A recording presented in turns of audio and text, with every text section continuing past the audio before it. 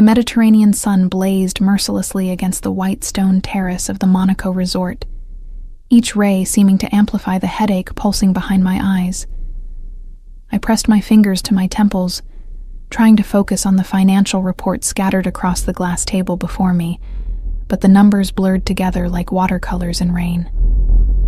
3 days of back-to-back negotiation meetings had left me exhausted, my usual composure fraying at the edges.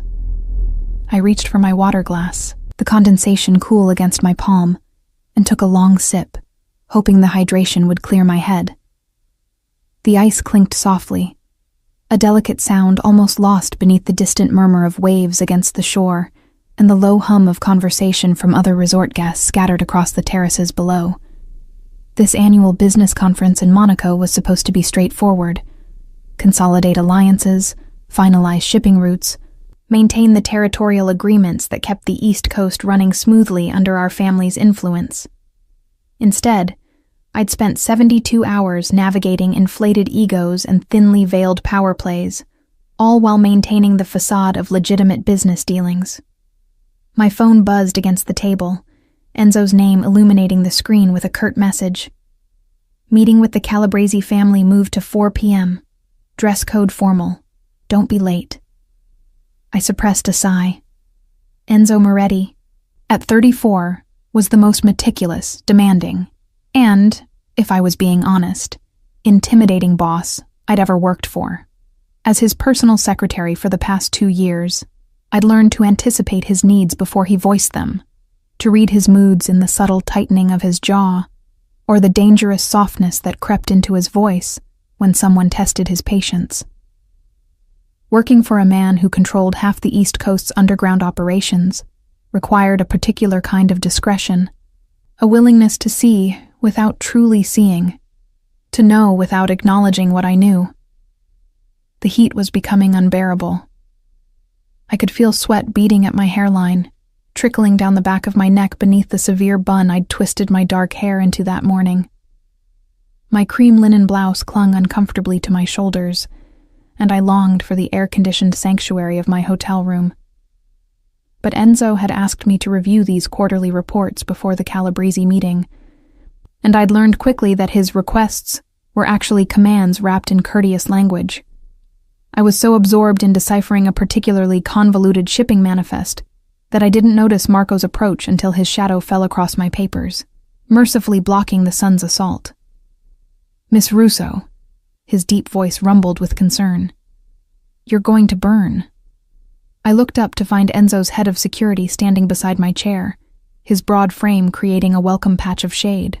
Marco was built like a fortress, 6'3" of solid muscle, his dark suit somehow immaculate despite the heat. In the 2 years I'd worked alongside him, I'd learned that beneath his intimidating exterior lay a surprisingly gentle nature, especially toward those he considered under his protection. "I'm fine, Marco," I assured him, though my shoulders were already beginning to feel tight with the warning signs of sunburn. "Just trying to finish these before the meeting." He frowned, producing a bottle of high SPF sunscreen from seemingly nowhere. "With respect, Miss Russo, you're already turning pink. The boss would have my head if you got sun poisoning on my watch." The mention of Enzo's potential displeasure made me pause. It was true that my boss had exacting standards about everything, including the well-being of his staff. Last month, when I'd come to work with a cold, he'd sent me home with a private doctor and enough medication to stock a pharmacy, all while lecturing me about the importance of maintaining one's health for optimal performance. The concern had been characteristically impersonal, focused entirely on efficiency rather than genuine care, but the gesture had touched me more than I cared to admit.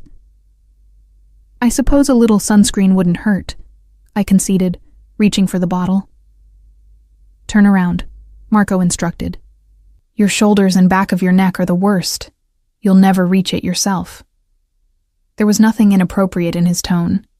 Marco treated me with the same protective professionalism he extended to all of Enzo's trusted inner circle. Still, I hesitated for a moment before complying, setting down my pen and shifting in my chair to present my back to him. The sunscreen was blessedly cool against my heated skin, as Marco worked it across my shoulders with surprising gentleness, for hands that I'd seen break a man's arm without apparent effort. His touch was entirely clinical, efficient, as he spread the lotion across the exposed skin at the nape of my neck, where my bun left me vulnerable to the sun's assault. "There," he said after a moment, his voice carrying satisfaction. "That should protect you for the next few hours at least. You really should wear a hat though, Miss Russo. This Mediterranean sun is no joke." I turned back to face him, offering a grateful smile. "Thank you, Marco. I'll remember that tomorrow. Is this work?" The voice cut through the air like a blade, cold, sharp, and absolutely lethal in its quiet intensity. I froze, every muscle in my body going rigid as recognition sent ice flooding through my veins despite the heat. Enzo stood in the terrace doorway, backlit by the interior shadows of the resort, his tall frame rigid with something I couldn't quite identify. At 34, he commanded attention without effort. Dark hair impeccably styled, his custom-tailored charcoal suit fitting his athletic build perfectly despite the heat, steel-gray eyes that missed nothing. But it was the set of his jaw, the dangerous stillness in his posture, that made my breath catch. Marco straightened immediately, his hand falling away from my shoulder as though burned. "Boss, I asked," Enzo interrupted, his gaze fixed on me rather than his security chief. "If this is work, Elena." There was something in his tone, something beneath the surface ice, that I'd never heard before. In 2 years of working closely with him, I'd learned to read the subtle variations in his voice, the particular timbre that preceded violence against those who crossed him, the slight warming when he was genuinely pleased with something, the absolute frost that indicated someone had made a catastrophic error in judgment. But this was different. This carried an edge I couldn't quite identify, something almost personal. Something possessed me in that moment. Perhaps it was the heat, or the exhaustion from 3 days of endless meetings, or the way the sun had made me lightheaded. Perhaps it was the romance novel I'd hidden in my desk drawer back in New York, its pages dog-eared from rereading my favorite scenes of fictional heroines who dared to challenge powerful men. Perhaps it was simply that working so closely with Enzo for 2 years had worn down some of my natural caution, made me forget the very real danger that lurked beneath his civilized exterior. Whatever the reason, I found myself meeting his gaze directly, a small smile tugging at the corner of my mouth despite the warning bells clanging in my head. "I didn't know the boss cared so much about my skin," I said softly, the words escaping before I could call them back. The silence that followed felt like standing on the edge of a cliff, waiting to see if the ground would hold or crumble beneath my feet. Marco went absolutely still beside me, and I could practically feel his shock radiating outward. No one spoke to Enzo Moretti that way. No one challenged him, teased him, showed anything but complete deference or carefully calculated respect. For a moment, Enzo's expression remained unreadable. Those steel-gray eyes locked on mine with an intensity that made my pulse race. Then something flickered across his face. Surprise, perhaps, or something else I couldn't name. The muscle in his jaw tightened, and I watched his hands clench briefly at his sides before he forced them to relax. "Marco," he said, still holding my gaze, "you're dismissed." "Boss?" Marco began, but Enzo cut him off with a slight shake of his head. "Now." The security chief departed without another word, though I caught the worried glance he shot in my direction before disappearing into the resort. And then I was alone with Enzo. The Mediterranean sun beating down mercilessly, my heart hammering against my ribs as I realized the magnitude of what I'd just done. He moved forward slowly, each step deliberate, until he stood beside my chair. Up close, I could see the faint stubble along his jaw, unusual for him, a sign of the grueling schedule he'd been maintaining. The scent of his cologne reached me, expensive and subtle, mixing with the salt air and sunscreen. "Stand up, Elena." It wasn't a request. I rose on unsteady legs, having to tilt my head back to maintain eye contact. At 5'4", I'd always felt small around him, but never more so than now, with less than a foot of space separating us. "In 2 years," he said quietly, his voice carrying a dangerous edge that made my skin prickle. "You have never once spoken to me with anything less than perfect professionalism. So I'm going to ask you again, and I suggest you consider your answer very carefully. Was that comment work?" I should have apologized. Should have lowered my gaze, stepped back, returned to the safety of our carefully maintained professional distance. That would have been the smart thing, the safe thing. Instead, I found myself holding his stare, my chin lifting slightly in what I immediately recognized as a mistake. "Would the boss prefer I lie?" I heard myself ask, the words barely above a whisper. Something dangerous flashed in his eyes, gone so quickly I might have imagined it. "What I prefer," he said, each word carefully measured, "is understanding why my secretary, my efficient, professional, always appropriate secretary, suddenly has the audacity to mock me." "I wasn't mocking," I began, but he raised a hand, silencing me. "You were," he corrected, though there was no heat in his voice now, just that same unreadable intensity. "The question is why? Have I been unclear about expectations? Has someone given you reason to think such behavior is acceptable?" "No, sir, I faltered, unable to explain even to myself what had possessed me. "I apologize. It won't happen again." For a long moment, he simply looked at me, and I had the uncomfortable sensation of being studied, analyzed, catalogued in ways I didn't fully understand. Then, without warning, he reached past me to gather the scattered reports from the table, his arm brushing my shoulder in the process. "These are adequate," he said, his tone returning to its usual professional coolness, as though the past few minutes hadn't happened. "But there's an error in the third quarter projections for the shipping routes through Miami. Fix it before the Calabrese meeting." "Yes, sir." My voice came out steadier than I expected. He turned to leave, then paused, glancing back over his shoulder. "And Elena? In the future, if you require sun protection, ask my assistant to provide it.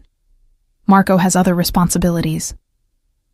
Then he was gone, leaving me alone on the sun-drenched terrace, my heart still racing, my hands trembling slightly as I sank back into my chair. I pressed my fingers to my flushed cheeks, trying to understand what had just happened, why I'd dared to speak to him that way, why the encounter had left me feeling simultaneously terrified and strangely alive. It was only later, as I was reviewing the corrected reports in my hotel room, that I allowed myself to acknowledge the truth I'd been avoiding for longer than I cared to admit.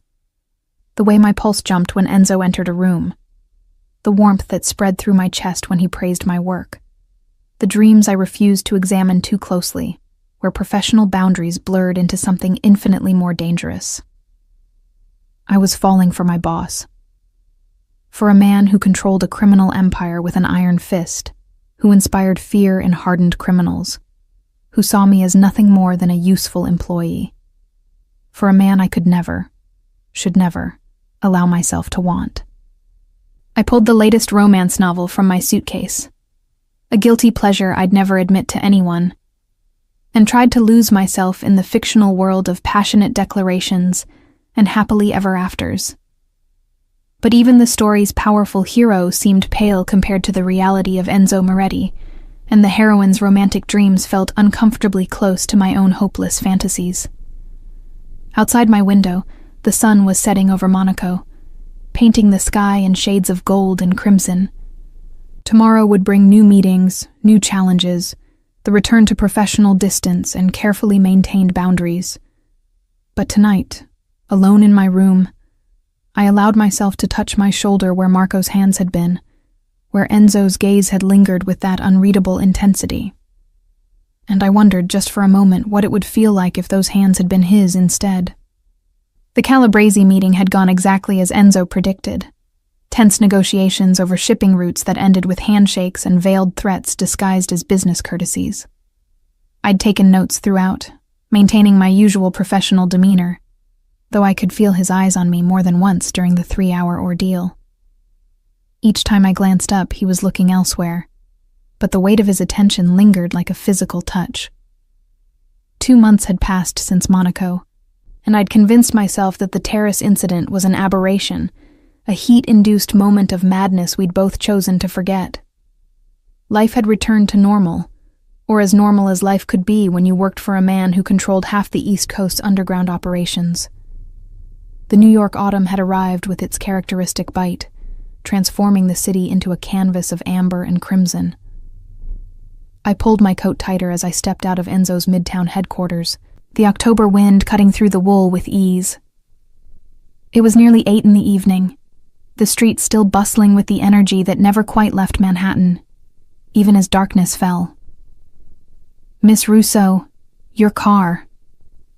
I turned to find Marco gesturing toward the black sedan idling at the curb, its engine purring softly in the twilight. Since Monaco, I'd noticed a subtle shift in how Enzo's security detail treated me. More attentive, more protective, as though I'd been reclassified from mere employee to something requiring closer observation.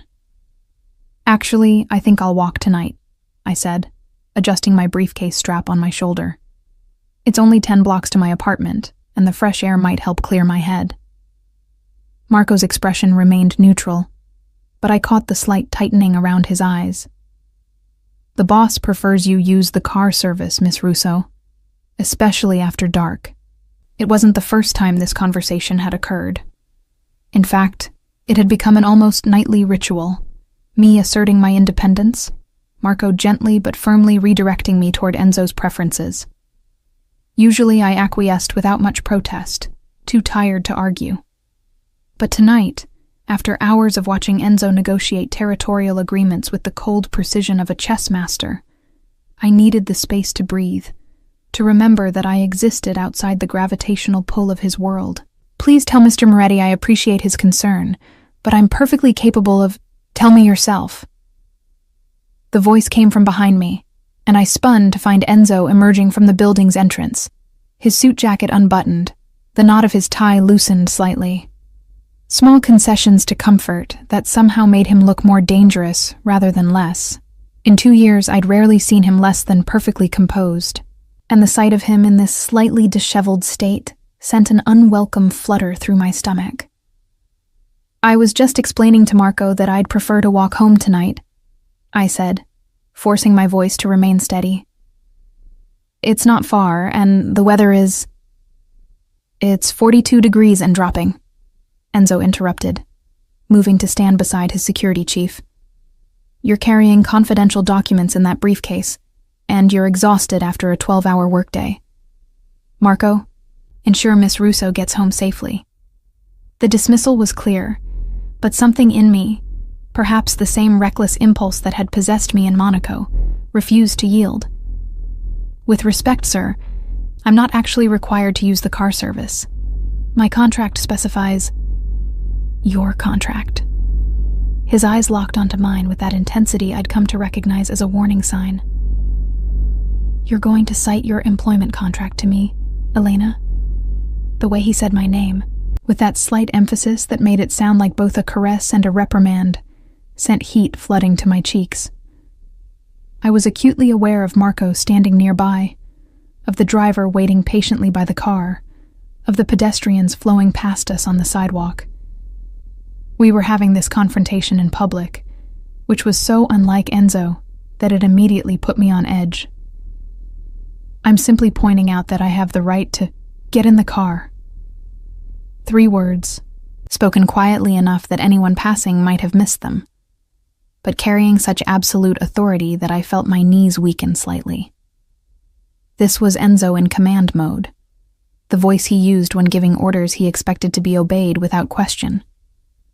I'd heard him use it with business associates, with rivals, with members of his own organization, but never, in 2 years, directed at me. I should have complied. Every instinct for self-preservation screamed at me to simply nod, slip into the sedan, and let Marco drive me home. Instead, I heard myself say, "What if I don't?" The silence that followed felt like the moment before a storm breaks. Marco shifted uncomfortably, and I saw the driver's eyes widen slightly in the rearview mirror. Enzo's expression remained perfectly controlled, but I watched his hands clench briefly at his sides before relaxing with visible effort. "Then I will personally ensure you arrive home safely," he said, his tone deceptively mild. "Marco, bring the car around to Miss Russo's building. We'll meet you there." Before I could process what was happening, Enzo had taken my briefcase from my shoulder with one hand and gripped my elbow with the other, steering me firmly down the sidewalk. His touch was impersonal, professional, but I could feel the warmth of his palm through my coat sleeve, could sense the barely leashed tension in the way his fingers pressed just slightly too firmly against my arm. "You're being ridiculous," I managed to say, trying to ignore how my pulse jumped at his proximity. "I don't need an escort for a 10-block walk." "Clearly you do," he replied, his long strides forcing me to quicken my pace to keep up. "Since you seem incapable of making sensible decisions about your own safety." We walked in charged silence for half a block before I found my voice again. "I've been walking these streets for 3 years without incident. I'm perfectly capable of—" "You're perfectly capable of many things, Elena." He didn't look at me as he spoke, his gaze fixed straight ahead, his jaw tight. "But understanding the reality of your position isn't one of them." The words stung more than they should have. "My position? You mean as your secretary?" "I mean," he said, his voice dropping lower, "as someone who works closely with me, as someone who has access to sensitive information, as someone whose safety is therefore a legitimate concern." There was something in his tone that made me look up at him more closely. In the glow of the streetlights, I could see the tension etched in the lines of his face, the way his free hand had formed a fist in his coat pocket. He was genuinely worried, I realized with a start. Not annoyed at my defiance, not asserting dominance for its own sake, but actually concerned about something happening to me during a simple walk home. The realization softened something in my chest, made my voice gentler when I spoke again. "I'm sorry. I didn't mean to worry you." He glanced down at me then, surprise flickering across his features before his expression shuddered again. "I'm not worried. I'm ensuring operational security." But the slight flush along his cheekbones, barely visible in the dim light, suggested otherwise. We'd made it 6 blocks in silence when a voice called out from behind us. "Excuse me, miss. I think you dropped this." I turned to find a young man in his 20s, jogging toward us, holding what looked like a scarf. He was handsome in a boyish way, with an easy smile and kind eyes, dressed in the casual style of a graduate student or young professional. Completely harmless. "Oh, that's not—" I began, but the man had already reached us, holding out the scarf with a sheepish grin. "My mistake. Could have sworn I saw it fall from your bag." His gaze lingered on me a moment longer than strictly necessary, his smile widening. "Though I'm not entirely sorry for the error. Would you happen to know if there's a good coffee shop around here? I'm new to the neighborhood." It was harmless flirting, the kind I encountered occasionally and always politely deflected. I opened my mouth to offer directions to the nearest Starbucks when I felt Enzo move. It was subtle. A shift in his posture, a slight angling of his body to place himself more directly between me and the stranger. His hand, which had released my elbow when we stopped, now settled at the small of my back, possessive and unmistakable in its message. "The lady is occupied," Enzo said, his voice carrying the kind of quiet menace that made the young man's smile falter. "I suggest you find your coffee elsewhere." The stranger's eyes widened as he finally seemed to register who he was talking to. Whether he recognized Enzo specifically or simply sensed the danger radiating from him, I couldn't tell, but he took a hasty step backward. "Right. Sorry. My mistake." He disappeared into the crowd with admirable speed. I turned to look at Enzo, whose hand still rested against my back, warm even through my coat. That was unnecessary. He was just being friendly. He was being interested. Enzo's jaw tightened. There's a difference. And if he was? I'm perfectly capable of declining a conversation without your intervention. Clearly. His tone was dry, and when his eyes met mine, I saw something flickering in their depths that made my breath catch. Hence why you were smiling at him. I was being polite, I protested, though my cheeks heated at the accusation. It's called basic courtesy, not flirtation. Then you should recalibrate your understanding of how your courtesy is perceived. He resumed walking, his hand dropping from my back in a way that felt like both relief and loss. Men see what they want to see, Elena.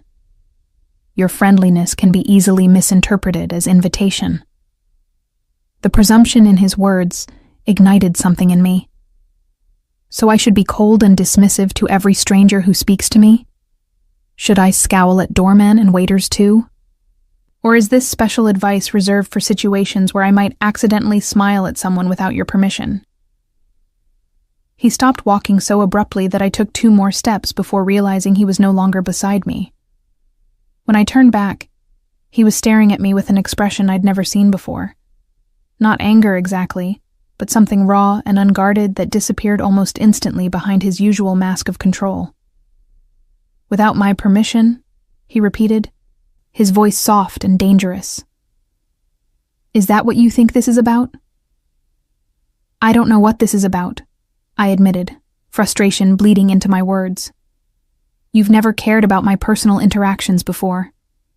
In 2 years, you've never once commented on how I speak to vendors or clients or anyone else. So forgive me for finding your sudden concern rather suspicious. The streetlight above us flickered, casting his face in alternating shadow and light. When he spoke again, his voice had gentled, but the intensity remained. I've always cared about your safety, Elena. The difference is that recently, I've become more aware of the threats to it. Something in his tone made my heart skip. What threats? Has something happened? Is there a specific... You happened. The words seemed pulled from him against his will. You happened, and I realized how vulnerable you are, walking around this city like you're invisible when you're anything but. I stared at him, trying to parse the meaning behind his words, my mind cataloging every inflection, every micro-expression. This was the most personal conversation we'd ever had, straying far from the carefully maintained boundaries of employer and employee. And the way he was looking at me, like I was a problem he couldn't solve, an equation that refused to balance, sent warmth flooding through my chest despite the October chill. I'm not invisible, I said softly. But I'm also not important enough to warrant this level of protection. I'm your secretary, not what? He took a step closer, and suddenly the busy Manhattan street felt like it contained only the 2 of us. Not someone worth protecting? Not someone whose absence would matter? The question hung between us, loaded with implications I didn't dare examine too closely. My mouth had gone dry, and I struggled to formulate a response that wouldn't reveal too much of what I felt, what I'd been carefully hiding for months. We should keep walking, I finally managed. Marco will be waiting. Something flickered across his face, disappointment perhaps, or relief, before he nodded and resumed our journey. We completed the final blocks to my building in silence, but it was a different quality of quiet now, charged with things unspoken. The black sedan was indeed waiting when we arrived, Marco standing beside it with his usual impassive expression, though I caught a flicker of curiosity in his eyes as he took in our silent approach. Thank you for walking me home, I said formally, reaching for my briefcase, though I still maintain it was unnecessary. Enzo handed over the briefcase, but didn't immediately release it when my fingers closed around the handle, forcing me to meet his gaze. Humor me, he said quietly. Use the car service. For my peace of mind, if nothing else. The personal plea, so unlike his usual commands, undid me completely. All right, I conceded. I'll use the car service. Satisfaction briefly softened his features before the professional mask snapped back into place. Good. I'll see you tomorrow morning. 8 o'clock sharp. We have the Cordova meeting. I nodded and turned toward my building's entrance, acutely aware of his gaze following me until I disappeared through the doors. It was only when I was safely in the elevator, alone with my racing thoughts, that I allowed myself to really process what had happened. Enzo Moretti had walked me home, had physically intervened when another man showed interest, had looked at me like I was something precious, something worth protecting, even if he couldn't or wouldn't acknowledge why. In my apartment, I dropped my briefcase by the door and moved to the window, looking down at the street below. The sedan was pulling away, taking Enzo back to whatever business occupied his evenings. I pressed my forehead against the cool glass, my reflection ghostly in the darkness. This was dangerous. Not the physical danger of working for a crime boss, but something far more threatening to my carefully maintained equilibrium. I was falling deeper into feelings I couldn't afford, for a man who saw me as a responsibility rather than a possibility. I pulled my current romance novel from my nightstand. A story about a bodyguard and the woman he protected, their professional relationship evolving into passion. The parallels to my own situation were almost painful. But unlike the heroine in my book, I couldn't indulge in fantasies of reciprocation. Enzo's protection was about operational security, about maintaining control over his organization. Nothing more. I was repeating this truth to myself as I drifted off to sleep, trying to ignore the warmth that still lingered where his hand had rested against my back, the way his eyes had darkened when he'd said, "You happened." Trying to ignore the dangerous hope blooming in my chest, despite every rational reason to crush it before it could fully flower. 4 months after the walk home, winter had seized New York with icy determination. I stood in Enzo's private office on the 42nd floor, watching snow drift past the floor-to-ceiling windows as he conducted a phone conversation in rapid Italian. His back was to me, one hand thrust in his pocket, the other holding his phone with barely controlled tension evident in the rigid line of his shoulders. The past months had been a masterclass in restraint. After the incident with the young man on the street, Enzo had become increasingly present, not overtly, never in ways I could directly challenge, but in 1,000 small gestures that accumulated into an unmistakable pattern. The car service was now mandatory, with Marco or another security detail ensuring I arrived safely each morning and evening.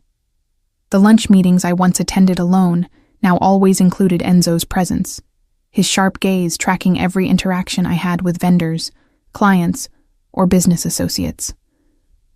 Just last week, he'd dismissed a waiter at an upscale restaurant for what he deemed excessive familiarity when the young man had complimented my dress while taking our order. I should have been angry, should have protested this gradual encroachment on my independence. Instead, I found myself hyper-aware of him in ways that made concentration increasingly difficult. The way his jaw tightened when another man entered my orbit, the possessive hand at my back when we walked into meetings together, the intensity in his gaze when he thought I wasn't looking, and beneath it all, the growing certainty that I was deluding myself with romantic fantasies, projecting meaning onto actions that probably stemmed from nothing more than Enzo's pathological need for control. The phone conversation ended with a sharp word that needed no translation. Enzo set the device down with careful precision, the kind of deliberate movement that indicated barely leashed frustration. "Problem?" I asked, setting aside the quarterly reports I'd been reviewing. He turned to face me, and I caught the flash of something dark in his expression before it smoothed into professional neutrality. "The Santoro family has decided to test boundaries. Nothing that concerns you." The dismissal stung more than it should have. In 2 years of working closely with him, Enzo had never fully opened up about the darker aspects of his business, maintaining a careful barrier between his professional life and the criminal empire beneath it. I understood the reasoning, plausible deniability, protection through ignorance. But it still felt like rejection, a reminder that I would never truly be part of his world. "Of course," I said, keeping my tone neutral. "Is there anything you need me to handle before the holiday party tonight?" The annual Moretti Foundation Holiday Gala was Enzo's primary foray into legitimate philanthropy, a black tie affair that attracted politicians, business leaders, and old New York money. As his secretary, I'd been planning the event for months, ensuring every detail met his exacting standards. Everything should be in order. He moved to his desk, extracting a long, flat box from the top drawer. "However, there's been a change in plans. You'll be attending as my guest rather than in an administrative capacity." I blinked, certain I'd misheard. "I'm sorry, what?" "The Foundation's board has expressed concern about the optics of my arriving alone for the third consecutive year." He spoke matter-of-factly, as though this were a routine business decision rather than something that made my heart race. "I require a date for the evening, and you're the logical choice. You're already familiar with all the guests and the event agenda." The logical choice. Of course. Not because he wanted to spend the evening with me, but because I was convenient, already briefed, an efficient solution to a social problem. "I see." I struggled to keep disappointment from my voice. "I'm not sure I have anything appropriate to wear to an event of that caliber. Which is why I took the liberty of having something prepared." He gestured to the box. "It should fit. My assistant confirmed your size from your employment records." Heat flooded my cheeks at the thought of him reviewing such personal details, of caring enough about my appearance at his side to arrange appropriate attire. I approached the desk slowly, lifting the lid to reveal a gown in midnight blue silk, its elegant lines and subtle beading speaking to both restraint and luxury. It was breathtaking. "This is too much," I protested, even as my fingers itched to touch the fabric. "I can't accept." "It's a work requirement, not a gift." His tone brooked no argument. "You represent the Moretti organization tonight. I expect you to look the part." The dismissal of any personal element should have been reassuring, should have reinforced the professional nature of this arrangement.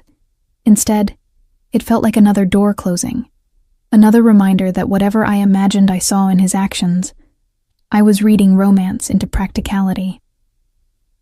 "When should I be ready?" I asked, closing the box carefully.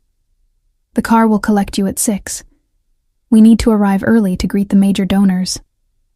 He paused, and when he spoke again, his voice had softened almost imperceptibly. "Elena, thank you for agreeing to this."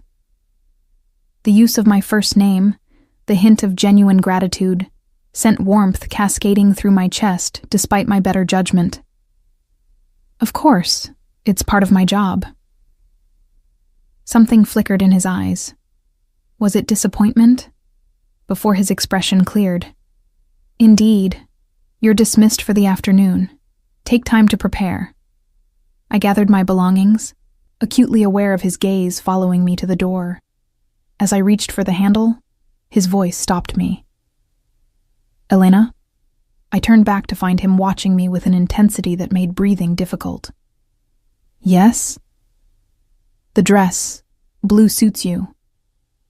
It was such a small comment, so seemingly innocuous, yet delivered with an undertone that made my skin flush with awareness. Before I could formulate a response, he'd already turned back to his desk, effectively dismissing me. The subway ride home passed in a daze, my mind replaying his words, searching for hidden meaning in tone and inflection the way I'd become expert at doing. This was dangerous territory, reading intention into professional courtesy, letting hope override reason. In my apartment, I opened the box again, running my fingers over the silk. The dress was perfect, chosen with an understanding of my style that suggested more attention than I'd realized Enzo paid to such details. I tried it on, and it fit like it had been made specifically for me, the midnight blue, bringing out the olive undertones in my skin. The cut flattering in ways that made me feel beautiful, rather than simply appropriate. I thought about the romance novel currently on my nightstand, a story about a woman who'd served as companion to a wealthy recluse, their professional arrangement slowly transforming into something deeper. It was fantasy, I reminded myself firmly. Real life didn't work that way. Real life was pragmatic men who chose dates for efficiency and bought dresses to maintain corporate image. But as I stood before my mirror, watching the silk catch the light, I allowed myself to imagine, just for a moment, what it might be like if tonight was real. If Enzo had asked me as a woman he wanted to spend time with, rather than a convenient employee. If the possessiveness I'd noticed over the past month stemmed from desire rather than control, dangerous fantasies for a woman who should know better. The car arrived precisely at 6, Marco emerging to hold the door with his usual professional courtesy, though I caught the slight widening of his eyes when he saw me in the gown. The drive to the Plaza Hotel where the gala was being held seemed both too long and too short, my nerves ratcheting higher with each passing block. Enzo was waiting in the lobby when I arrived, and the sight of him in formal evening wear momentarily robbed me of coherent thought. I'd seen him in expensive suits daily for 2 years, but there was something about the classic lines of a tuxedo that emphasized the breadth of his shoulders, the lean strength evident even through civilized clothing. His dark hair was perfectly styled, his steel gray eyes tracking my approach with an intensity that made my steps falter. Elena. My name on his lips sounded different tonight, weighted with something I couldn't identify. You look. He trailed off, and I watched a muscle tick in his jaw as his gaze traveled over me with slow deliberation. The dress was an excellent choice. Thank you for providing it, I managed, hyper-aware of how his eyes lingered on the way the silk draped across my shoulders. Should we go in? Instead of answering, he produced a small velvet box from his pocket. One final detail. He opened it to reveal a delicate diamond pendant on a platinum chain, simple and elegant. Before I could protest, he'd moved behind me, his fingers brushing the nape of my neck as he fastened the clasp. The touch lasted seconds, but it sent shivers cascading down my spine, my breath catching audibly. There. His voice was close to my ear, low enough that it felt intimate despite the public setting. Now you're perfect. Perfect. The word echoed in my mind as he offered his arm, as I placed my hand in the crook of his elbow, as we entered the ballroom together. The next 3 hours passed in a blur of introductions and small talk, Enzo's hand a constant presence at my back or elbow, guiding me through the crowd with possessive ease. I watched him work the room with the skill of someone who understood power and how to wield it. Charming when necessary, intimidating when required, always in control. But whenever someone's attention lingered on me too long, a business associate's appreciative glance, a donor's friendly conversation, I felt Enzo's grip tighten subtly, saw his jaw clench in that telltale way. It was during dinner, seated beside him at the head table, that everything began to unravel. I must say, Enzo, your choice of companion this evening is refreshing. The speaker was Lorenzo Russo, a rival family head whose relationship with Enzo was cordial but tense. He smiled at me across the table with practiced charm. Much lovelier than the usual society girls who frequent these events. Miss Russo is my secretary, Enzo replied, his tone carefully neutral, even as his hand found my knee under the table, a touch clearly meant as claiming rather than comfort. She's intimately familiar with the Foundation's work. I'm sure she's intimately familiar with many aspects of your operations. Lorenzo's smile widened, the innuendo unmistakable. Lucky man. The implication hung in the air, and I felt Enzo go absolutely still beside me, his hand tightening on my knee with barely restrained force.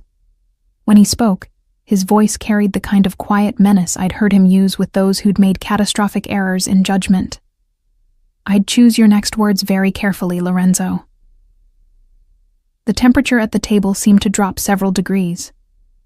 Lorenzo's smile faltered as he seemed to register his mistake, his gaze darting between Enzo and me with dawning realization. My apologies, he said quickly. I meant no disrespect to Miss Russo, simply admiring Enzo's excellent taste in all things. The moment passed, conversation resuming around us, but Enzo's hand remained on my knee, his touch burning through the silk of my dress. I risked a glance at his profile, finding his jaw clenched, his eyes fixed straight ahead with barely controlled fury. Are you all right? I whispered, low enough that only he could hear. He turned to look at me then, and the intensity in his gaze stole my breath. Did he make you uncomfortable? The question surprised me. Not the words themselves, but the genuine concern beneath them. The barely leashed protectiveness that had nothing to do with professional courtesy. I'm fine, I assured him softly.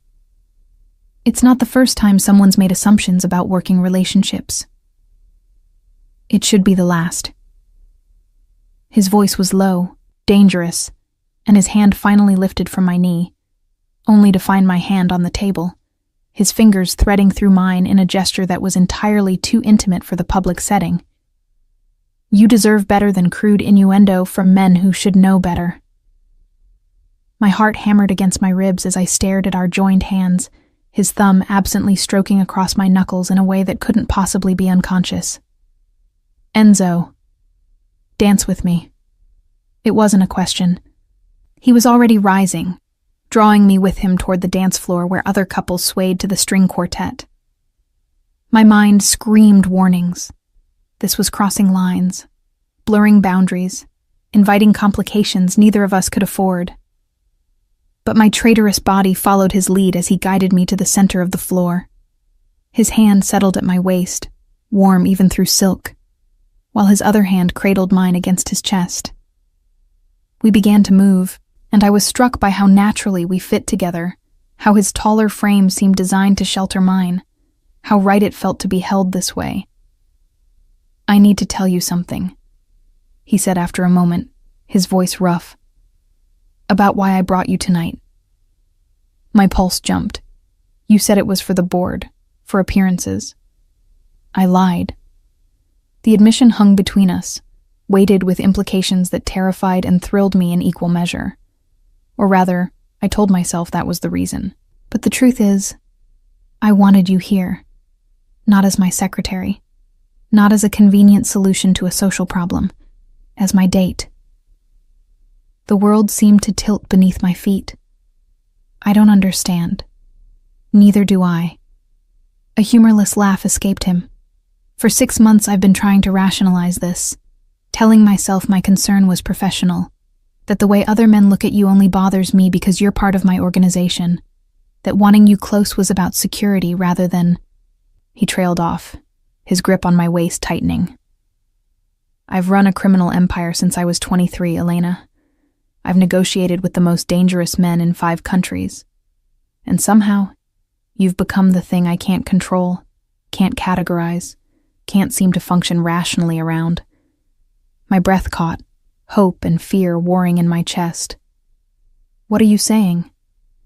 I'm saying that when I saw Marco touching you in Monaco, I wanted to break every bone in his hand, even knowing he meant nothing by it. I'm saying that every man who looks at you makes me want to eliminate competition in ways that would horrify you. I'm saying that I've been lying to myself for months, and I'm done pretending that this, he gestured between us, is purely professional. The confession was so unexpected, so raw, that for a moment I could only stare at him. Then reality crashed back, bringing with it all the reasons this was impossible. You're my boss, I whispered, though my body betrayed me by moving closer to his. This is. We can't. Can't what? His hand moved from my waist to cup my face, his thumb brushing across my cheekbone with devastating gentleness. Can't acknowledge what's been building between us? Can't admit that you feel it too? Even if I did. I forced myself to meet his gaze, to be honest even as it terrified me. You're Enzo Moretti. You could have anyone. Why would you want your secretary, someone ordinary who... You think you're ordinary. His laugh was genuine this time, though tinged with disbelief. Elena, you've challenged me in ways no one else dares. You see through my control, call me on my bullshit with that sweet smile that makes me forget why I should maintain distance. You're brilliant, kind, brave enough to walk alone at night despite my objections, stubborn enough to argue with a man most people fear. Nothing about you is ordinary. The sincerity in his words undid every defense I'd carefully constructed. I don't know what to say. Then don't say anything. He pulled me closer, until mere inches separated us, until I could feel the warmth of his breath against my temple. Just tell me I'm not alone in this. Tell me you feel even a fraction of what I feel, and we'll figure out the rest. I should have lied, should have protected us both from the complications this would inevitably bring. But as I looked up into his eyes, seeing vulnerability I'd never expected from him, the truth spilled out before I could stop it. You're not alone, I whispered. You've never been alone in this. Something fierce and triumphant flashed in his expression. The hand cradling my face slid to the back of my neck, his fingers threading through my hair in a way that made me shiver. He was going to kiss me, here, in front of half of New York's elite, with no regard for discretion or consequences. And God help me, I wanted him to. But before his lips could meet mine, his phone vibrated insistently in his pocket. He froze, a muscle ticking in his jaw as he clearly debated ignoring it. Then, with visible reluctance, he released me, stepping back to check the message. Whatever he read drained the warmth from his expression, replacing it with cold fury. I have to go. There's been an incident that requires my immediate attention. The abrupt shift from intimate confession to professional crisis left me reeling. What kind of incident? The kind that reminds me why involvement with me is dangerous. His voice had gone flat, carefully controlled.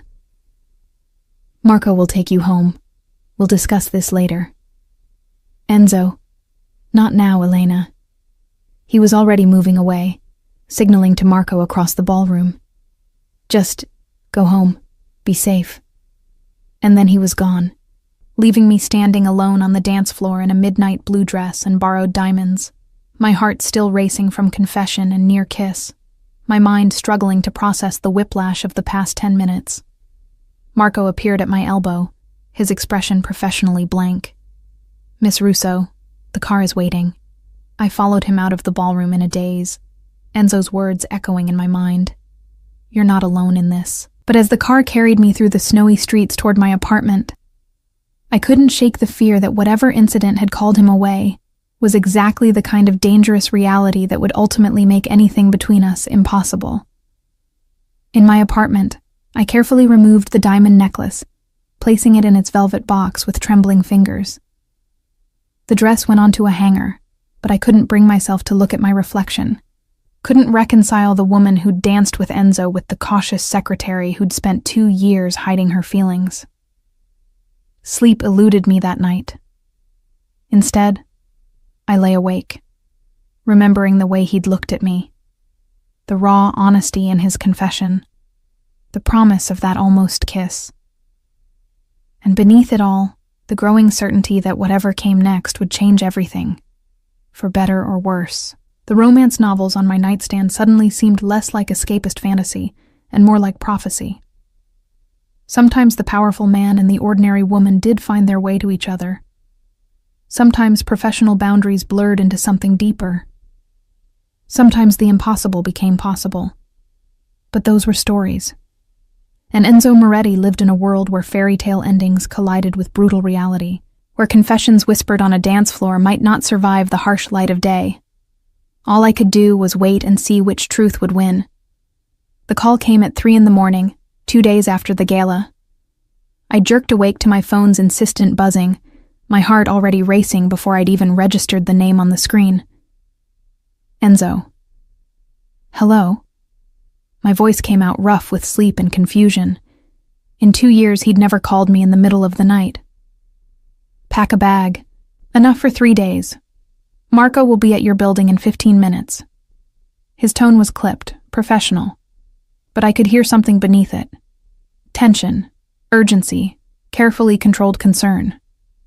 I sat up, instantly alert. What's happened? Are you all right? I'm fine. You're not safe at your apartment anymore. I'll explain when you arrive.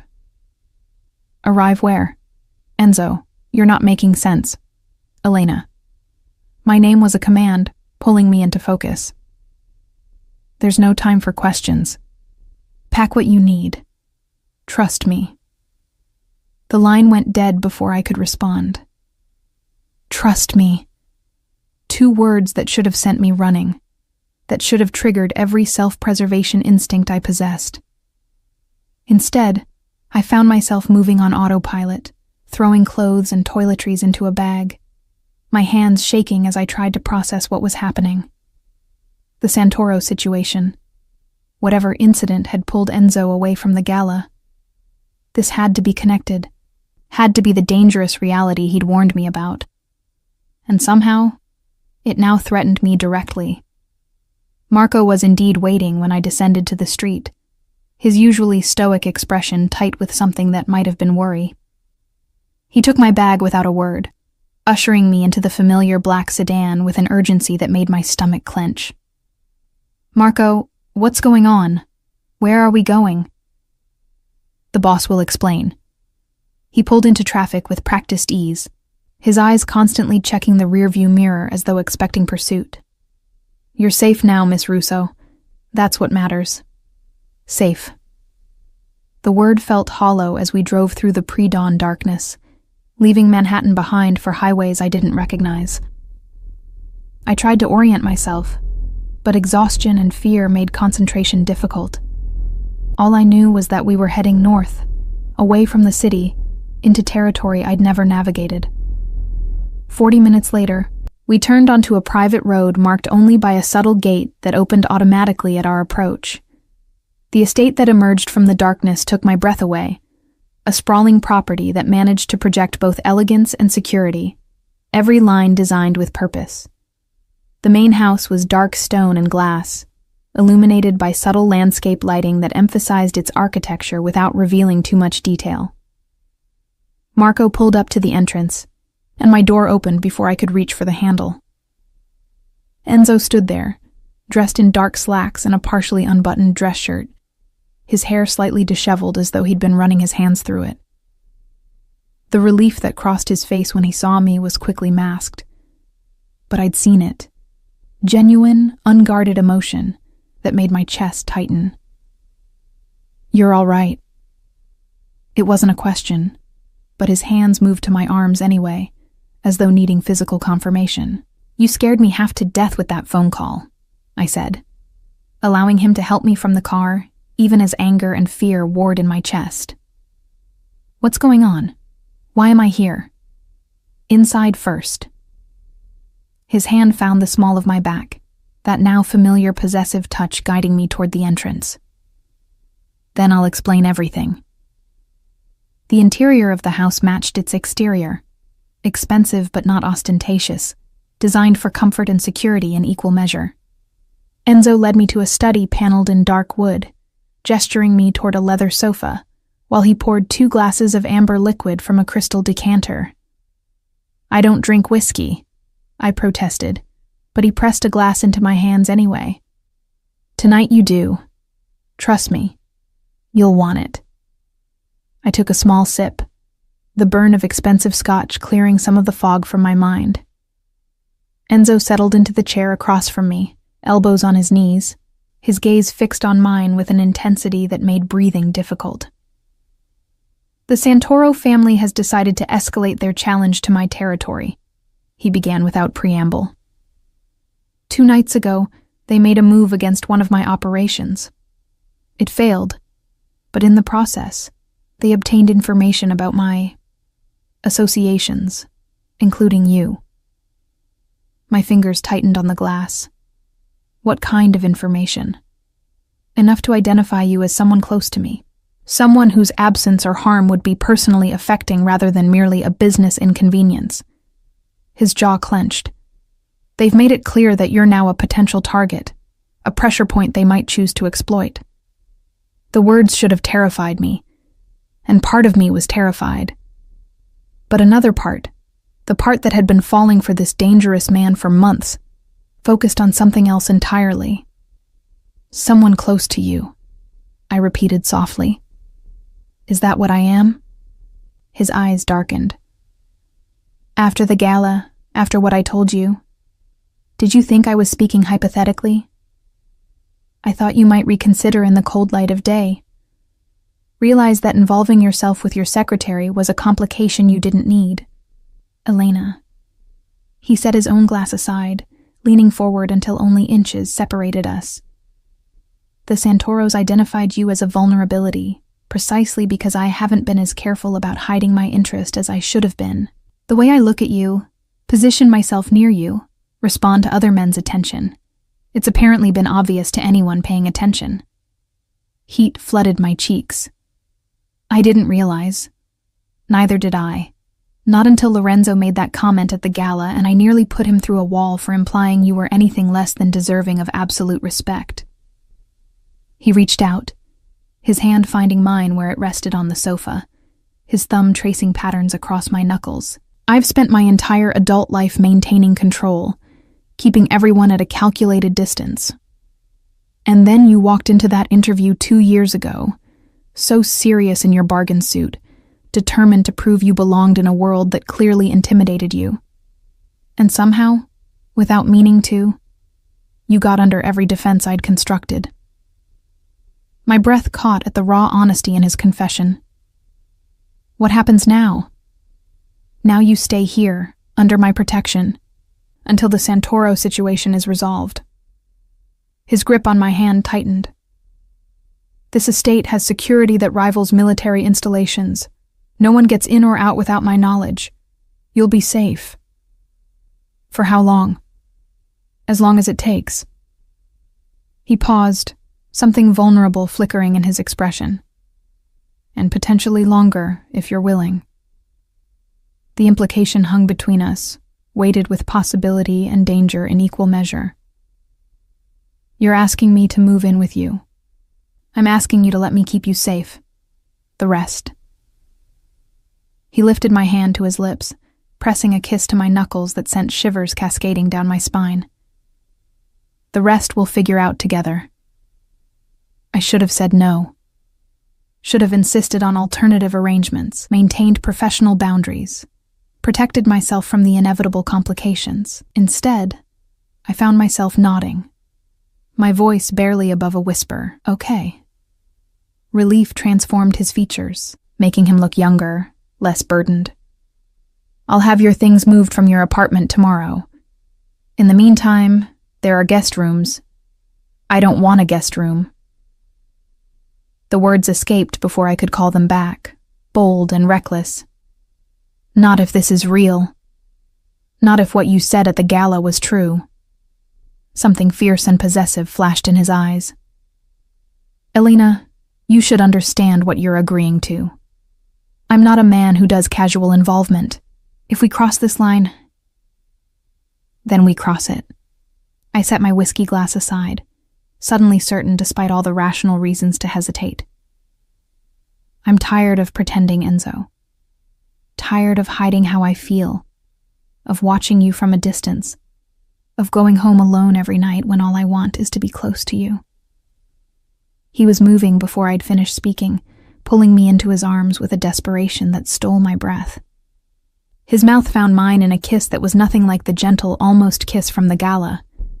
This was hungry, demanding. 2 years of restraint shattering in an instant. I responded with equal fervor, my fingers threading through his hair as he deepened the kiss, his hands spanning my waist, then sliding up my back to press me closer. He tasted like whiskey and want, like promises and danger, and I couldn't get enough. When we finally broke apart, both breathing hard, he rested his forehead against mine. "Are you sure?" His voice was rough, strained. "Once we do this, there's no going back to how things were." "I don't want to go back." I cupped his face in my hands, making him meet my gaze. "I want to move forward, with you." What followed was a blur of sensation, Enzo lifting me effortlessly, carrying me through the house to the master suite, lowering me onto silk sheets with a reverence that made my heart ache. He undressed me slowly, as though savoring each revealed inch of skin, his touch alternating between gentle and possessive, in ways that left me trembling. When he finally made me his completely, it was everything the romance novels had promised, and nothing like them at the same time. Raw and real, tender and consuming, a claiming that went far deeper than physical. Afterward, as I lay in his arms, my head on his chest listening to his heartbeat slowly return to normal, reality began to intrude on the haze of satisfaction. "What happens in the morning?" I asked quietly. "Do I go back to being your secretary? Do we pretend this didn't happen?" His arms tightened around me. "In the morning, you become something far more important than my secretary." He pressed a kiss to my hair. "You become mine. Publicly, unmistakably mine. No more hiding, no more pretending. The organization will adjust. They'll have to." His voice carried the absolute authority I'd come to associate with his commands. "Anyone who has a problem with it will learn to keep their objections to themselves." I should have been worried about the complications this would create. Instead, I felt only relief. The weight of months of secret longing finally lifted. "I need to tell you something," I said, tracing patterns on his chest with my fingertips. "About why I accepted this so easily, why I'm not more frightened by everything you've told me tonight. Tell me." "I've been half in love with you since Monaco, maybe longer."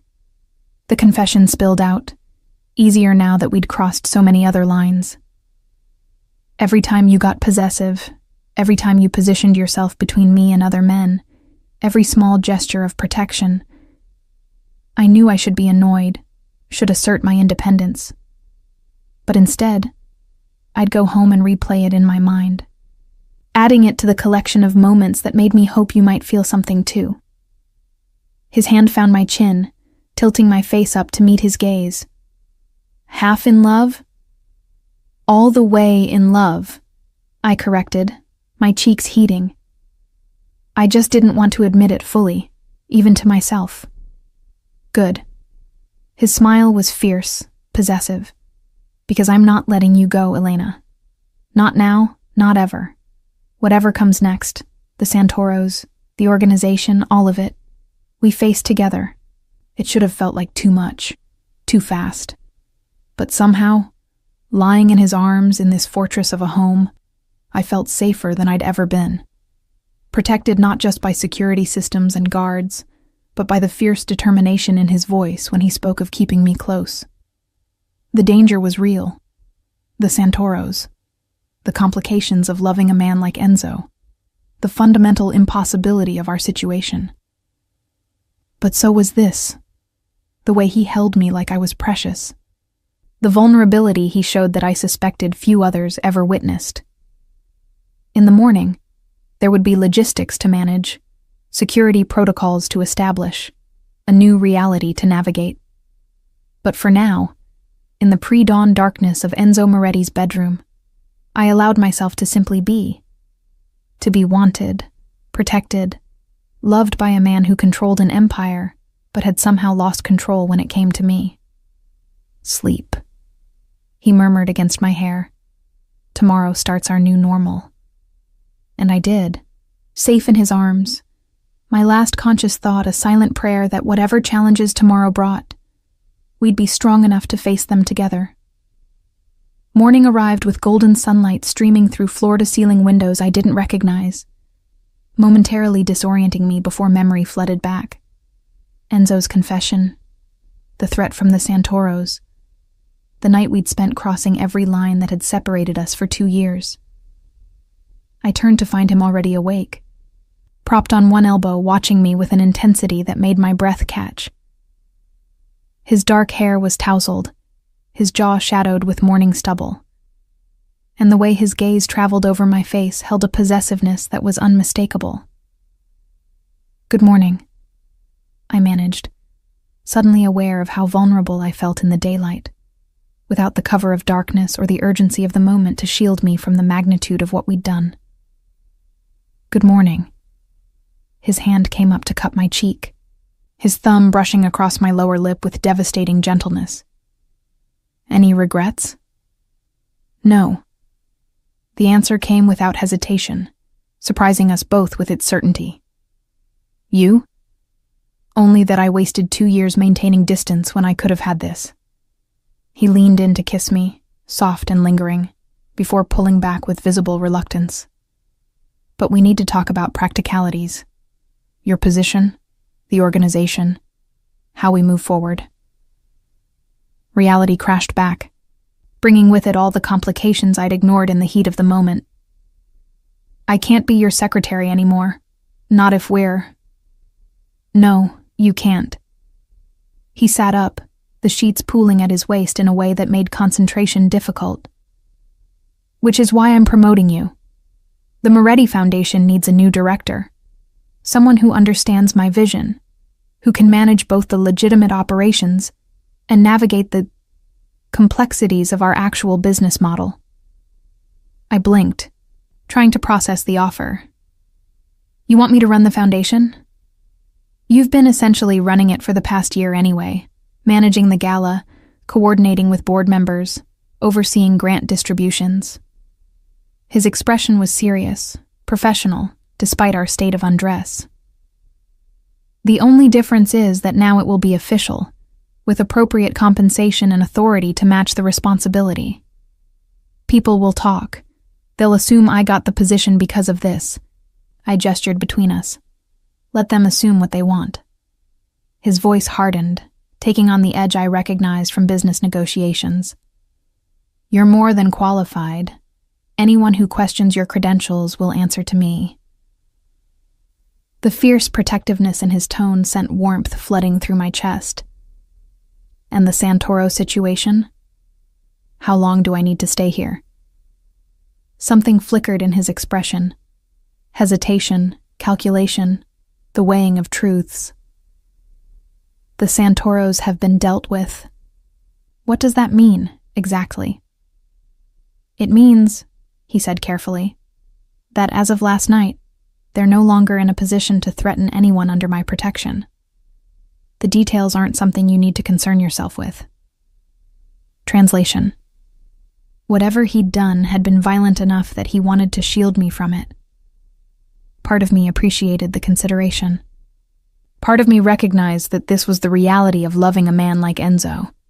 There would always be shadows I couldn't fully see into, actions taken to protect me that I might prefer not to know about. So I could go back to my apartment if I wanted to. His jaw tightened. "You could, but I'd prefer you didn't." "Why?" "Because having you here, under my roof, where I can ensure your safety personally, it's the only way I can focus on anything else." His hand found mine, threading our fingers together. "Because waking up with you in my arms is something I'm not willing to give up now that I've experienced it. Because this," he gestured around the master suite, "feels right in a way nothing else in my life has for a very long time." The raw honesty in his confession undid every reservation I'd been holding on to. "I don't want to go back to my apartment either," I admitted softly. "But Enzo, we've known each other professionally for 2 years. We've been, whatever we are now, for less than 24 hours. Moving in together seems inevitable," he finished. "Elena, I've negotiated with some of the most dangerous people in 5 countries. I've built an empire through careful calculation and strategic planning. And in all of that, I've learned to recognize when something is worth fighting for, worth risking everything for. You are worth it. How was I supposed to resist that? How was any woman supposed to hear those words from a man like Enzo Moretti and not surrender completely? "Okay," I whispered. "I'll stay." Satisfaction and something deeper, relief, perhaps, or triumph, transformed his features. He pulled me into his arms, and what followed made us both forget about practicalities and complications for a blissful interval. It was only later, as we finally emerged from the master suite, that the true scope of what I'd agreed to began to reveal itself. The house was enormous, far larger than I'd realized in the pre-dawn darkness. Staff moved through the halls with practiced efficiency. A housekeeper, a chef, security personnel whose presence was constant but discreet. "How many people work here?" I asked as Enzo guided me toward the kitchen, his hand at the small of my back in that possessive gesture I'd come to associate with him. "Enough to maintain the property and security." He poured coffee into a mug, doctoring it with cream and sugar in precisely the way I preferred. Another sign of how closely he'd been paying attention for far longer than I'd realized. "You'll meet everyone formally, but the key person is Maria, the head of household staff. She's been with my family since I was a child. You can trust her with anything." The implication that there were others I might not be able to trust sent a small shiver through me. This was his world, I realized fully for the first time. Not just the luxurious trappings, but the constant need for security, the careful vetting of everyone who entered his orbit. As if summoned by thought, a woman in her 60s appeared in the kitchen doorway. Steel gray hair pulled back in an elegant bun, sharp eyes that assessed me with obvious curiosity despite her professional demeanor. "Maria," Enzo said, his tone warming slightly. "This is Elena Russo. She'll be living here permanently. Please ensure the master suite is fully stocked with anything she might need, and begin preparations to move her belongings from her apartment in Manhattan." Maria's eyes widened almost imperceptibly, the only sign of surprise before her expression smoothed. "Of course, sir. Welcome to the household, Miss Russo. If you'll provide me with your apartment information and a list of any specific items you'd like prioritized, I'll coordinate the move." "Thank you, Maria." I managed to sound more composed than I felt. "I appreciate your help with this." She inclined her head respectfully before departing, leaving me alone with Enzo once more. "She thinks I'm your mistress," I said flatly once Maria was out of earshot. "They all do." "They think you're important to me," Enzo corrected. "The specifics of our relationship are no one's business but ours." He set down his coffee, moving to stand directly in front of me. "Does it bother you? What they might think?" "It bothers me that you have a household staff to begin with," I admitted. "That this is normal for you, living in a fortress, having people anticipate your every need, existing in this world of luxury and danger. I'm a secretary from Queens who shops at Target and takes the subway. This is overwhelming," he supplied, his hands coming to rest on my shoulders. "I understand. But Elena, you're not just a secretary from Queens. You never were. You've been handling confidential information for a criminal organization for 2 years without flinching. You've navigated social situations with politicians and business leaders with grace. You reorganized the foundation's entire grant structure and increased its efficiency by 40%. You're far more capable of thriving in this world than you give yourself credit for." The confidence in his voice, the absolute certainty that I belonged here, made something warm bloom in my chest. "You really believe that?" "I know that." His thumbs stroked along my collarbones, the touch grounding. "And I'll be here to help you adjust, to answer questions, to support you however you need. You're not alone in this, Elena. Not anymore." The following week passed in a blur of adjustment. True to his word, Enzo had my belongings moved from my apartment, though moved was an understatement for what actually occurred. A team of professionals packed everything with meticulous care, cataloged each item, and transported it to the estate where it was unpacked and organized in closets and drawers that were absurdly spacious compared to my former cramped quarters. The foundation directorship became official at a board meeting I attended with Enzo, enduring the speculative glances of members who clearly understood exactly why I'd been elevated. But Enzo's absolute authority over the organization meant no one dared voice objections, and my thorough presentation on proposed initiatives silenced any who might have questioned my qualifications. Professionally, the transition was surprisingly smooth. Personally, it was a revelation. Living with Enzo meant learning the private man beneath the public persona, discovering that he was an early riser who spent the first hour of each day in a home gym, that he had a weakness for vintage Scotch and old Italian films, that he slept with one arm always draped possessively across me, as though afraid I might disappear in the night. It also meant confronting the reality of his world in ways I'd been shielded from as merely his secretary. The late-night phone calls he took in his study, emerging with expressions of cold fury. The meetings with men whose names I recognized from news reports about organized crime. The nights he came to bed late, his hands trembling slightly in a way that suggested violence recently committed. I learned not to ask about these things directly. Instead, I was simply there, waiting up with whiskey when he needed it, providing silent comfort when words would have been inadequate, offering a refuge from the darkness of his business dealings. It was during one such night, 3 weeks after I'd moved in, that everything shifted again. Enzo had been gone all day on business that had left him tense and remote. He'd come to bed well after midnight, pulling me into his arms with a desperation that spoke of whatever he'd witnessed or done. We'd made love with an intensity that felt almost desperate, as though he was trying to anchor himself through physical connection. Afterward, as we lay tangled together in the darkness, I felt his hand drift to rest on my stomach, a casual touch that suddenly felt weighted with meaning. "Elena," he said quietly, "we haven't been careful." My breath caught as I processed his meaning.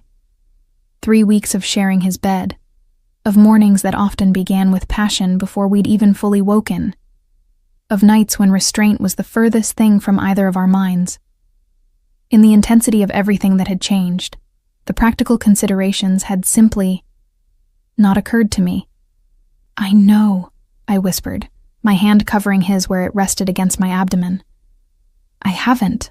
I mean, we should probably... I don't want to be careful." The admission came roughly, as though pulled from him against his will.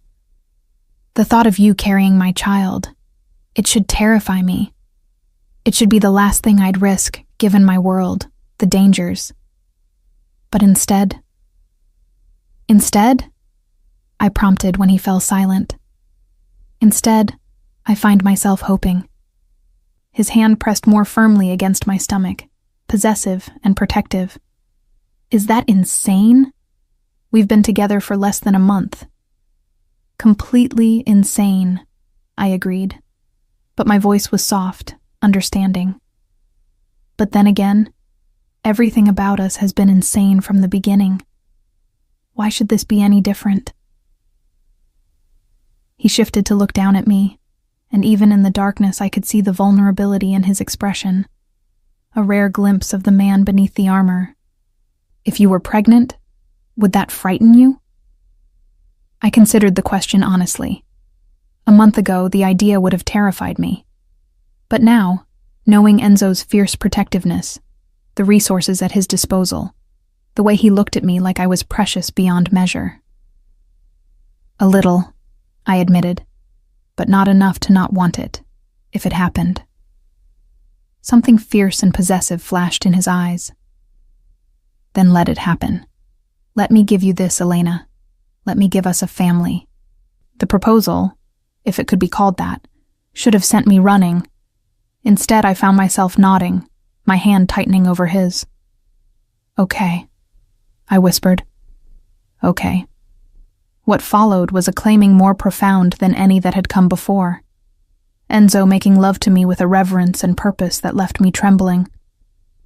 And when we finally fell asleep, his hand still resting protectively over my womb, I felt the last of my reservations dissolve. This was my life now, loving a dangerous man, living in his fortress, potentially carrying his child. It was nothing like the safe, predictable existence I'd once imagined for myself. It was so much better. The positive pregnancy test appeared exactly 6 weeks after our conversation about starting a family. I stared at the 2 pink lines in the bathroom of Enzo's, our master suite, my hands trembling as reality crystallized around me. I was carrying Enzo Moretti's child. The man himself was in his study conducting business, unaware that our lives were about to shift again. I should have been terrified. We'd only been together for 2.5 months, barely knew each other outside of professional contacts and passionate nights. But instead, I felt only fierce joy and an overwhelming need to tell him. I found him bent over his desk, reviewing what looked like shipping manifests, his reading glasses perched on his nose, in a way that made him look almost scholarly. He glanced up as I entered, and whatever he saw in my expression made him immediately set aside his work. "What's wrong?" He was around the desk in seconds, his hands on my shoulders, searching my face with concern. "Nothing's wrong." I couldn't suppress the smile that broke across my face. "Everything's right, actually. I'm pregnant." The words hung in the air between us for a heartbeat. Then Enzo's face transformed. Shock giving way to wonder, then fierce, possessive joy that made my heart race. His hands moved from my shoulders to frame my face, his thumbs brushing away tears I hadn't realized were falling. "You're certain?" I nodded, unable to speak past the lump in my throat. "Elena." My name was a prayer, a promise, a claim. He pulled me into his arms with such careful reverence, as though I'd become something infinitely fragile. My Elena, carrying my child. We stood there for a long moment, simply holding each other, letting the magnitude settle over us. When he finally pulled back, his eyes were suspiciously bright. "We're getting married," he announced, brooking no argument. "As soon as it can be arranged. I want you legally bound to me before your showing. I want our child born with my name. No questions about legitimacy." "Is that a proposal or a command?" I asked. But I was smiling, unable to take offense at his high-handedness when it stemmed from such obvious devotion. "Both." He kissed me thoroughly, his hands already moving to rest protectively over my still flat stomach. "Say yes, Elena. Make this real." "It already is real," I countered. "But yes, of course yes." What followed was a whirlwind. Enzo, once he'd made a decision, proved impossible to slow down. Within a week, he'd arranged for a private ceremony at the estate, intimate and secure, attended only by his most trusted associates, and Maria, whose delight at the news had been unmistakable. The wedding itself was simple but beautiful. Me in an ivory dress that accommodated my barely there bump, Enzo in a dark suit that emphasized his powerful frame, Marco serving as best man with an expression that suggested he'd known this was inevitable from the beginning. When Enzo slipped the ring onto my finger, a stunning diamond that probably cost more than most people's houses, and promised to love and protect me and our child for the rest of his life, I believed him completely. This man, who controlled a criminal empire through fear and calculated violence, who had enemies that required fortress-level security, looked at me like I was his salvation. "I love you," I whispered, as he kissed me to seal our vows, not caring that we had witnesses. "So much. I love you," he returned, his hand finding my stomach in that now habitual protective gesture. "Both of you. Always." The months that followed brought their own challenges. The pregnancy progressed smoothly despite my initial fears, Enzo's protectiveness reaching almost comical levels as my bump grew more prominent. He hired the best obstetrician in the city, insisted on accompanying me to every appointment, and went nearly feral when anyone, including medical professionals, got too close. "You can't threaten my doctor for examining me," I'd had to explain after he'd glared at the poor man for pressing too firmly on my abdomen during a checkup. "It's literally his job." He was hurting you. He was checking the baby's position. There's a difference. But beneath the overprotectiveness was genuine devotion. Enzo attended every ultrasound, his hand gripping mine as we watched our daughter's image on the screen. He researched pregnancy obsessively, ensuring I had every comfort, every resource. When I craved ridiculous food combinations at 3 a.m, he personally went to the kitchen to prepare them, rather than waking the staff. The foundation work continued to fulfill me in ways I hadn't expected. Under my direction, we'd expanded several key programs, established new scholarship funds, and increased community outreach. It gave me purpose beyond being Enzo's wife, a sense of identity that mattered as my belly grew and my world contracted to the estate's secure boundaries. 7 months into the pregnancy, everything changed again. I was in the foundation office, a suite of rooms Enzo had set up in the east wing of the estate, when Marco appeared in the doorway, his expression grim. "Mrs. Moretti, we have a situation. The boss wants you in the safe room immediately." My blood ran cold. We'd practiced this scenario, an attack on the estate, a breach of security, but I'd never actually believed it would happen. What kind of situation? The Calabresi family has made a move. They're not on the property yet, but we have credible intel they're planning an assault within the hour. He was already moving toward me, his hand on his weapon. "Your safety is the boss's primary concern. We need to move now." The safe room was exactly what it sounded like. A reinforced chamber deep in the estate's basement, stocked with supplies and communications equipment. Marco escorted me there with military efficiency, 3 other security personnel forming a protective barrier around my heavily pregnant form.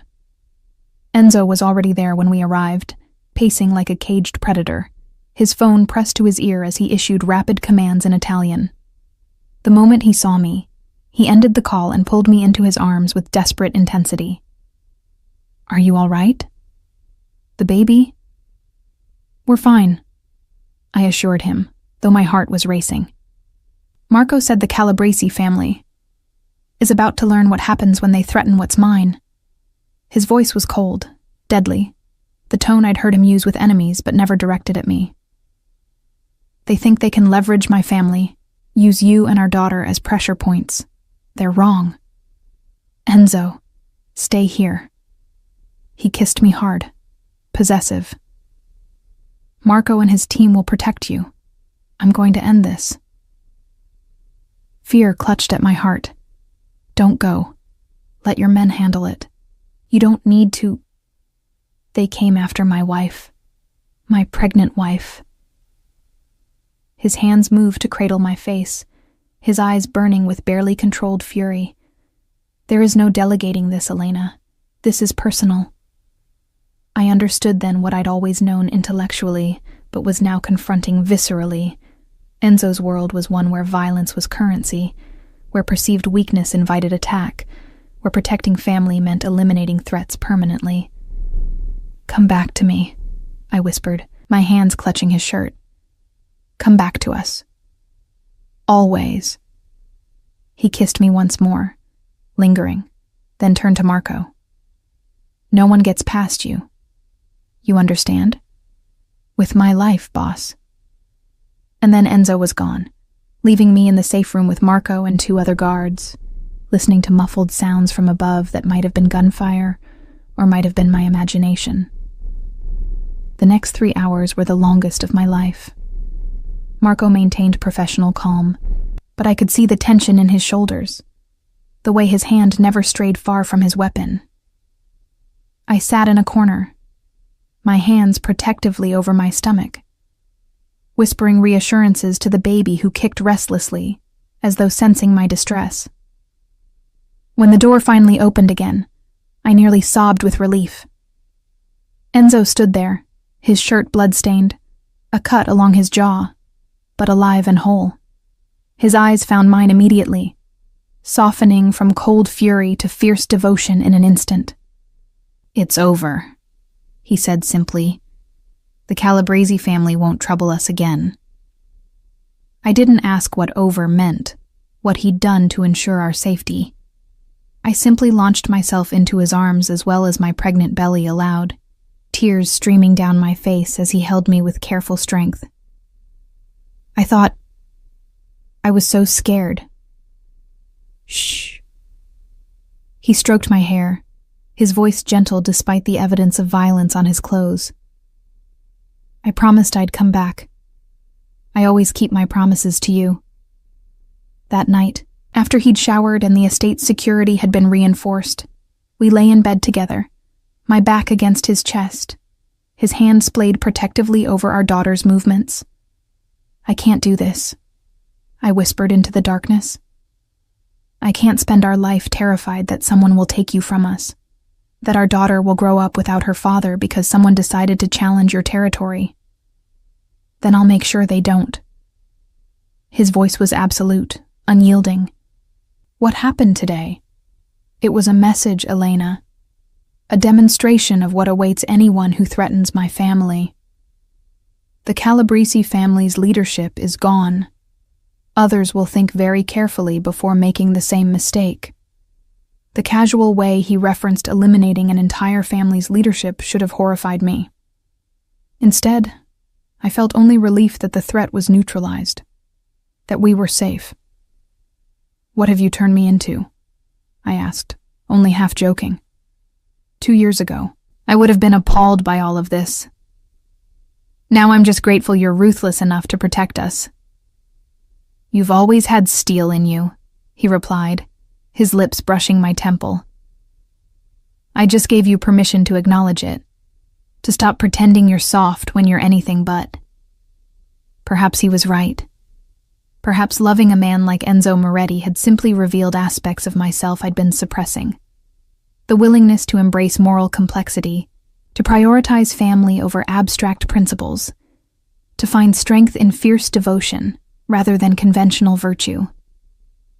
Our daughter was born 6 weeks later, arriving 3 weeks early, but perfectly healthy.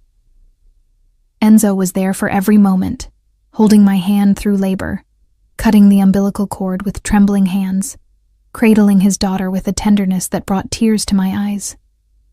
We named her Sophia, after his mother, and watching him with her, this dangerous man reduced to awed whispers by a 7-pound baby, I knew we'd made the right choice. The christening occurred 2 months later, an intimate gathering at the estate. Marco served as godfather, his usual stoicism cracking into genuine emotion as he held Sophia during the ceremony. Maria presided over the celebration with the pride of someone who'd watched Enzo grow from boy to man, and was now witnessing the next generation. As I stood beside my husband, our daughter in my arms, surrounded by the unusual family we'd assembled, I thought about the journey that had brought us here. From that moment on the terrace in Monaco, through months of hidden feelings and professional distance, to the night everything changed. Happy?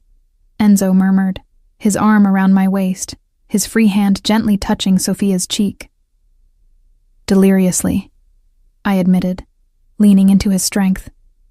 Though if you'd told me 2 years ago that I'd end up married to my boss, living in a fortress, and madly in love despite everything, you wouldn't have believed it, he finished.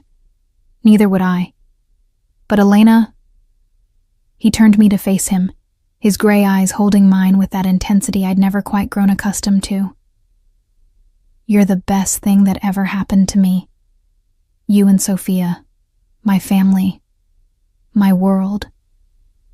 I kissed him, soft and lingering, our daughter cradled safe between us. This life wasn't what I'd planned. It was complicated and dangerous, built on foundations that would horrify conventional society. But it was ours, and I wouldn't change a single moment of it.